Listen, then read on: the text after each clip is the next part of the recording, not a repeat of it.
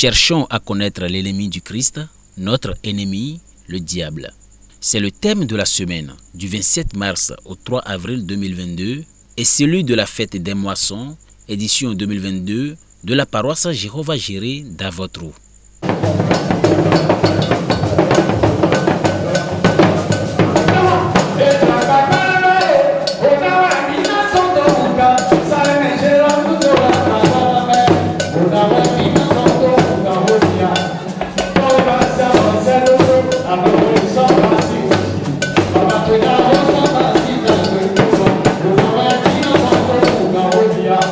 C'est sous l'autorité du chef suprême de l'Église du christianisme céleste, le révérend pasteur Akande Bennett Adeogun et son comité que la paroisse Jéhovah-Jireh d'Avotrou fête le moisson en ce jour du 3 avril 2022. Le vice-président du comité suprême de l'Église du christianisme céleste, le pasteur Patrice Lachimi, et le chef de la région du littoral, le pasteur Kiki Toussaint, étaient à l'honneur en ce jour très spécial pour les fidèles de la paroisse. Le pasteur Lachimi prêche et donne place à une effervescence musicale de la part des chorales invités.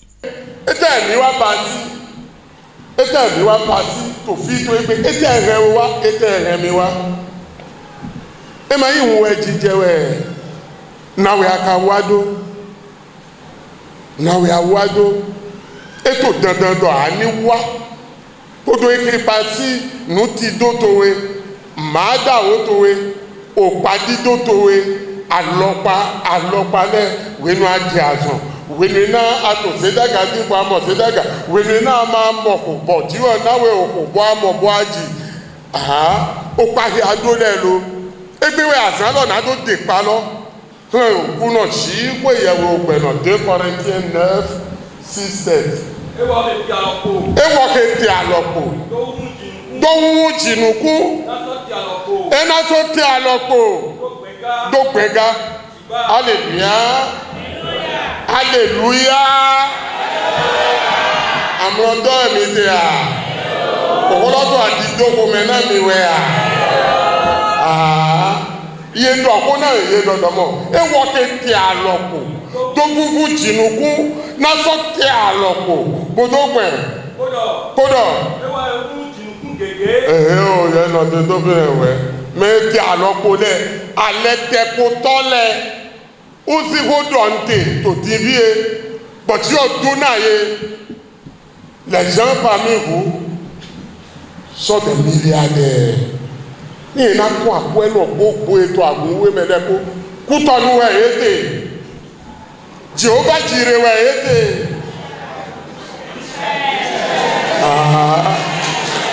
ajokuno we mi ma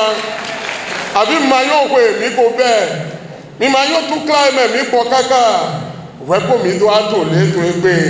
na do na mi dodo mo ni me de pepe ti alopo de ma du mi ti gba mi o mege na susu gege la ete we do we na gbe gege me yin na so gbe gege na kodo mi yi pe mi ton legbe ina kodo mi yi pe mi ton legbe agbagbigbo ma na yin mi ton meto azonje npase to yin Jesu Kristo meto azonje meto heje o me mo koto ti to fi to yin Jesu Kristo Nazareth to egbe na motudo te yi mi ma na leko agba ni ko mewe ni aje pepe an do ma so mo ko me loba eyin o ta we an do ma so mo ba ani yi tension an do ma so je tension ba eyin ado bibi an do ado bibi ma so ti to ana che me ba mo we na yi to un Jesu to me bo we dagbe luku to ta chiropo akokande we awe e dodo mo mi na o me ìyẹn náà tó gbọ́n náà rán mi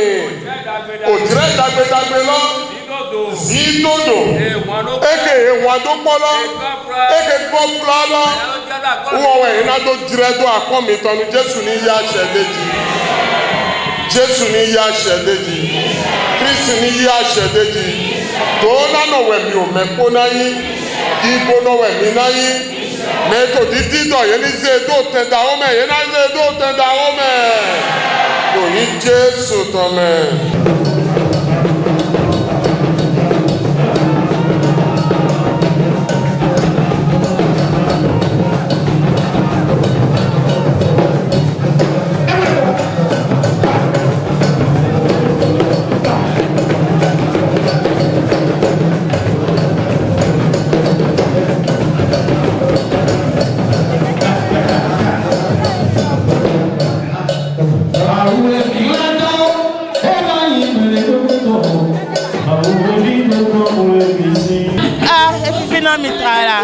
Do mito azan ya kaka azan lo wa sogbe bo me po se an fo wa sogbe aya ji je da hodewe mito gbe to na me wa file po do mi mo lo gbe to subo wa ki go da hodewe bo we so hun le na bi basilo ye iti me to file pepe bo do alo lo tuwe lo me lo jewe na to na ye me ma so mo go bayi jewe na to na ye bo wele jalole inamu bona twalo de me lo jawe ma ru ahodo atode me amo eno to na me jawe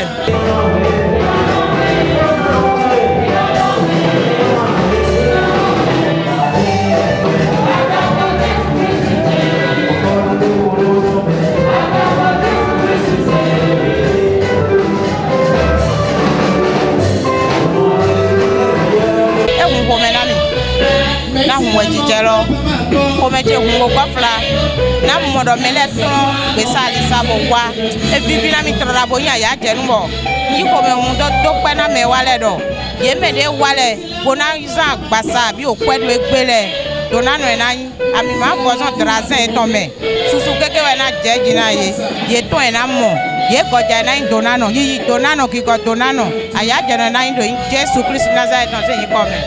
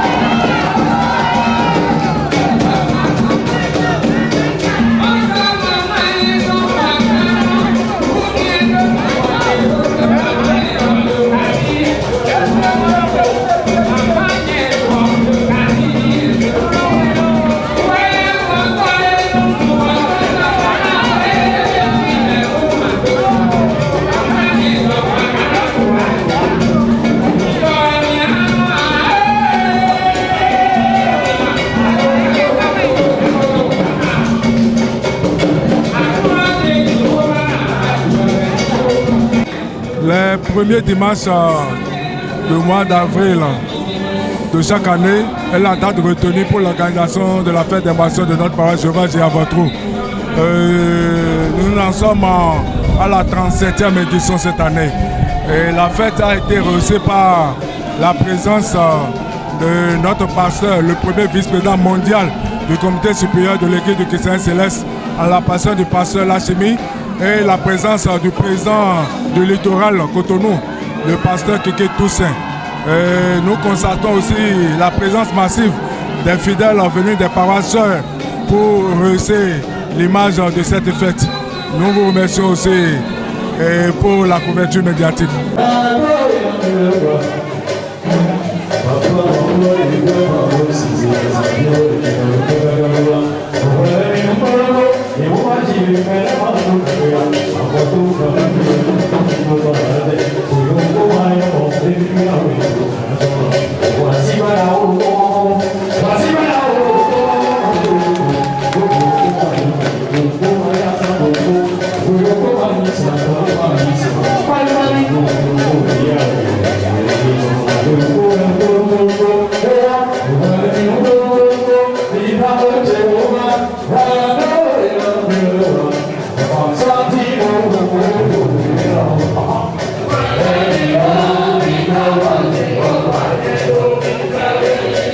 Et tous ceux qui sont venus et qui ont pu participer par leur présence, par les gestes financiers. Je suis certain que l'Éternel Dieu Tout-Puissant leur rendra au centuple. Et ils retourneront dans leur demeure respective, sains et saufs. Et je les remercie très sincèrement. Et je demande à l'Éternel de les bénir en retour.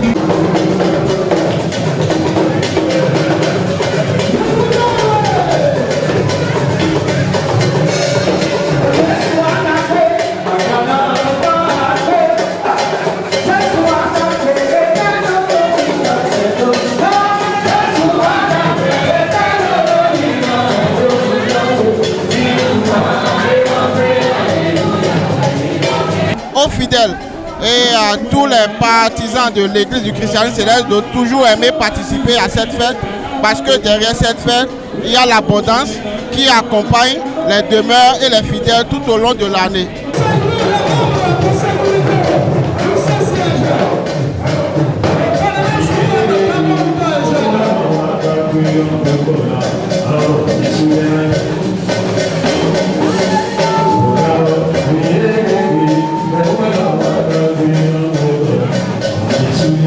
La particularité de cette année, c'est la présence de deux pasteurs parmi nous. Nous avons reçu la visite du pasteur Lachimi, le deuxième numéro de l'église du christianisme céleste dans le monde entier, et celle du pasteur Kiki Toussaint, qui est le président de la région du littoral. Et ce n'est pas d'habitude de recevoir ces gens au milieu de nous. Les années antérieures, on a l'habitude de recevoir un pasteur, mais cette année, on a reçu deux. Nous rendons grâce à Dieu pour ce bienfait. Nous remercions aussi le révérend pasteur qui a jeté un regard doux envers nous en nous envoyant deux pasteurs de fonction sur notre paroisse aujourd'hui. C'est une grande joie. Nous remercions aussi les participants, les fidèles et ceux qui sont venus de part et d'autre, les fidèles de toutes les églises.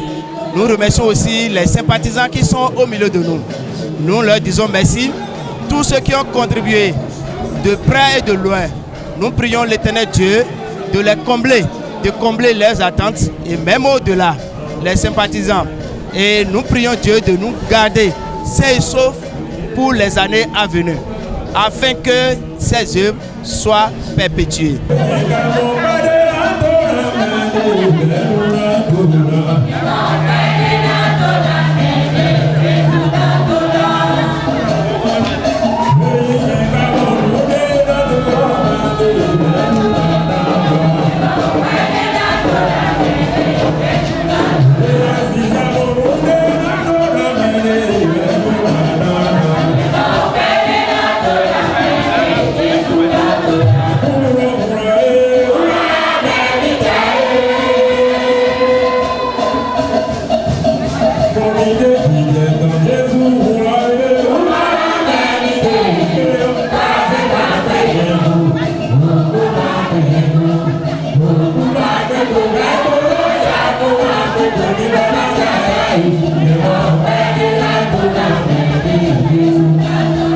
Jadi bintu bibasi tu igbe ko be won si nu eyin sinon son ko ya ton de gbon we auto ila kan de ko bi o to jibo ni do alo ti na si mu tàbí aya jesun le po pátápátá jo yo ta wa dúró ko na o jo je bo o fun ehin lo to ka ro de mi to we ti se da sa ti ni da lo son le po jibo wo do mi ni pro le bi ide mi koron pro kon da yi peti to da ho e we yan we so bo ni le po mi to aya jeme o pe to le Yesu pon utron adewaji ku waji de wa e ma yi me ni ro le krewe to fi e ni po pasa mi e ma ga so ni bo so si na pasa mi na mele po e vivina na wo ti jade be ni wa ton de be do de koron no da yi mele po e vivina we so bo de do do mi le we lo sa wo ti je tutan to so région mi to mo so mele ko to aya je me bodo wa me wa file mi don to yi supo do yi kudo o tadagbe we yin do mo mi gonu mi to le be no de mi no ba do tadagbe we do to we je o se godo mele ko e na mo ti to nu ku dagbe na bi o mo to le ko me ni o su pa de so ba yi ni amana hu mi me so wa le o insurance mo wa le ni amana hu me de be ina kan de wa ile de ma so na wa de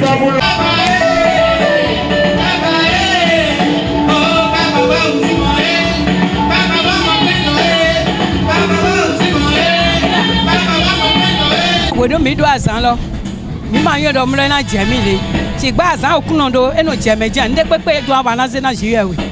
e so no kha mi ba conseil to vendredi kwa ya je po bo yo po chez les doués comme je suis la maman chorale je suis la maman des juniors ils ont dansé elles ont dansé et doué grandi e gbe san gbe lo aya ti je le kolo gba ko me hun da ho e na mi to buri si dai ilo covid-19 ko yi ko me ko to ko me hun me na to basi e vivi gba e vivi ti 2022 o ko ya ti je ton e to na si ko e alors go si ko e mi me so wa file bo to asan wa to tele loji le pepe ma mi amo ti jo ko na kan to mi ji asa gagbe na imi ton mi ma biodu mi ma na biosion mi ba igba o. Que le Dieu de Papa Oshofa nous prête vie jusqu'à l'année prochaine.